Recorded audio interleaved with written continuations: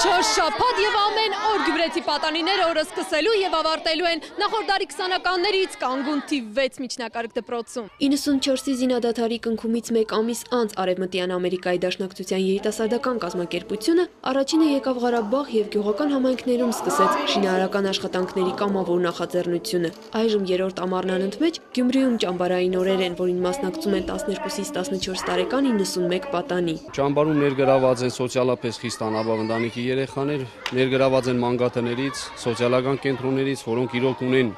այսօր այս երիտասարդների կազմակերպած ճամբարի կարիքը։ Մեր ներդրումը ընդամենը եղել է կազմակերպվածությունը, ընդամենը եղել է հավաքագրումը երեխաների։ Առավոտյան օրներքի պարտադիր կատարում, վարժանք, նախաճաշ, հետո խաղեր, մրցույթներ, փոքրիկ դասախոսություններ եւ ճաշ։ Հոգնել կամ ձանձրանալ երեխաները չեն հասցնում։ Որ արթնանում եմ, շատ եմ ուզում գալ այստեղ։ Շատ տեղում էր մեր մայրերին, ոչ ոք չէր խաղում, բոլոր գնում էին մի տեղ։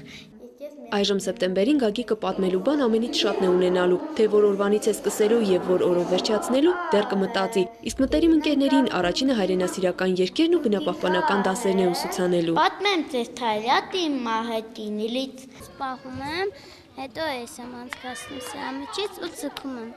Սյուզանին այստեղ ամենից շատ ուրախացրել են անգլերենի եւ ձեռագործի դասերը։ Իր ձեռքի աշխատանքները լավագույն հիշատակներ մնալու։ Կարմիր, կապույտ եւ նարնջագույն թիմերին ամեն օր սպասում են զանազան մրցություններ։ Լավ ձև է, որ մենք Սփյուռքում կարող ենք շփվենք հայրենիքի հետ, ժողովրդի հետ է եւ ամենանորմալ ձևը երիտասարդի հետ շփվելն է։ Ճամբարի կազմակերպումն անշուշտ պահանջում էր նաև ֆինանսական ծախսեր։ 2 ամիս շարունակ դրամահավաքը Միացյալ Նահանգներում կրում էր անհավանական բնույթ։ Ավտոմեքենաների լվացումից մինչև գրենական պիտույքների առք ու վաճառք։ Վարակիչ օրինակ նաև հայաստանցի երիտասարդների համար։ Եթե հայրենիքի համար պիտի դրամ հավաքեինք եւ գայինք եւ այս երեխեքու հետ գործեինք ու շատ լավ ժամանց կունենայինք, մենք չենք ամանչի ոչ մեծ ձևով դրամ հավաքեինք, եթե կարողանայինք մեր վերջին տեղը հասնելու գիտենք ստեղ այս երեխեքի հետ։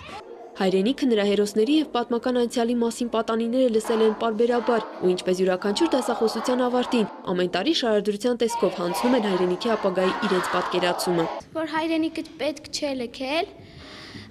ինչ պատճառ որ լինի, որ Հայաստանը ավելի լավ է, քան ուրիշ երկրում։ Միշտ իրար հետ լինենք միասնական։ Մի աշխատանք էստեղ շատ գրավեց իմ ուշադրությունը, զավեշտախառ աշխատանք էր ասեմ, փոքրիկը պատմում էր իր հայրենասիրության մասին ու նկարագրում է այսպես, որ հենց տուն է գնում, մի քիչ մտածում է հայրենիքի մասին, մի քիչ գիրք է կարդում, մի քիչ խնձոր է ուտում, բակ է դուրս գալիս, նորից մի քիչ մտածում է իր հայրենիքի մասին, խնդիրների մասին։ Ճամբարական առօրյայում մի հետաքրքիր ավանդույթ է ձևավորվել։ Անցած տարի որ ես եկա այս ճամբարը եւ մի առաջարկ արեցին, որ ով ավելի լավ նկարի, կարող է իր նկարը մյուս տարի, հաջորդ տարի իր շորի հետևը լինի։ Հայաստանի եւ Արցախի միասնությունը հաղթեց եւ Ռուբենի մեծ ցանկությունն իրականացավ առնվազն նկարում։